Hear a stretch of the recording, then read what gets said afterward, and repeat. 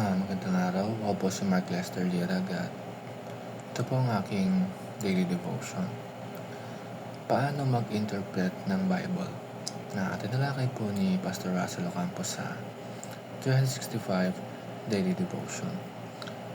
Bible verse po ng araw ay galing sa Nehemiah chapter 8, verse 8. Sabi po ay, "So they read in the book in the law of God distinctly and gave the sense and caused them to understand the reading." Napaka-importante na ang tamang pag-intindi sa salita ng Diyos. Dito pumapasok ang tinatawag nating hermeneutics. Sa simpleng salita, ito yung pag-aaral ng tamang paraan ng pag-interpret ng Bible. Hindi ito basta-basta basa lang at apply agad. Kailangan may lihim at pag-iingat, lalim at pag-iingat. Kasi kung mali ang pagkaintindi, pwedeng mag-lead sa maling turo, maling paniniwala at maling pamumuhay.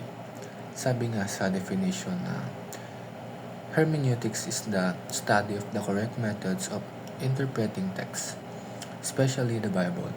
Through this, matututo tayong i-handle ang Word of God with care and reverence. Hindi lang tayo basta nagbabasa, kundi iniintindi natin ang original na context, grammar, kasaysayan at layunin ng scripture para ma-apply natin ito ng tama sa buhay natin ngayon.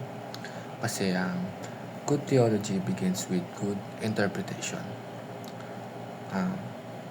Ang first teaching ngayong araw is context gives the meaning of the text. Ang isang verse ay hindi dapat ini-interpret in isolation.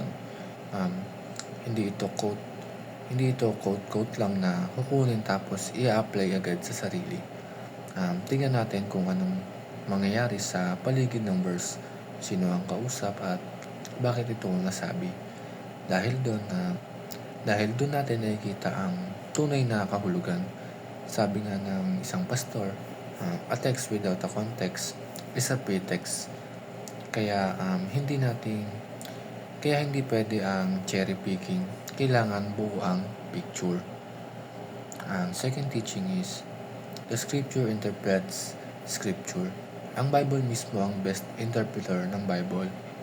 Kapag may mahirap intindihin na passage, hanap tayo ng ibang bahagi ng scriptures na may parehong tema o paliwanag.